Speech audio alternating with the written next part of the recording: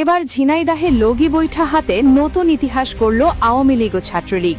অনেকেই ভেবেছিলেন আওয়ামী লীগের রাজনীতি হয়তো আর আগের অবস্থানে ফিরে আসতে পারবে না, কিন্তু বাংলাদেশের রাজনীতির ইতিহাস বারবার দেখিয়েছে কোনো বড় রাজনৈতিক শক্তিকে কেবল প্রতিকূলতা দিয়েই পুরোপুরি মূল্যায়ন করা যায় না।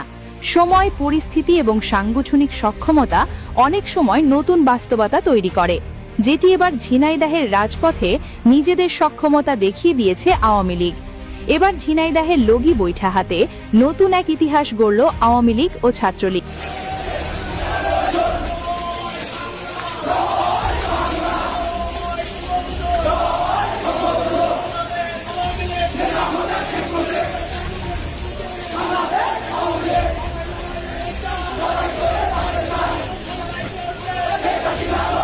রাজনৈতিক ইতিহাসে দেখা গেছে বিভিন্ন দলই নানা সময় কঠিন সময় পার করেছে, কিন্তু শেষ পর্যন্ত জনগণের সমর্থন, সাংগঠনিক ভিত্তি এবং রাজনৈতিক কৌশলই নির্ধারণ করে দেয় একটি দলের ভবিষ্যৎ পথ চলা।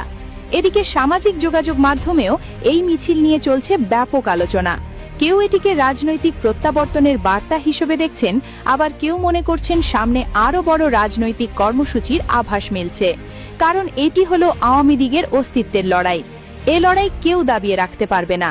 আওয়ামী লীগ কচুর পাতার পানি না, যে এটিকে সহজে টুকা দিয়ে উড়িয়ে ফেলা যায়।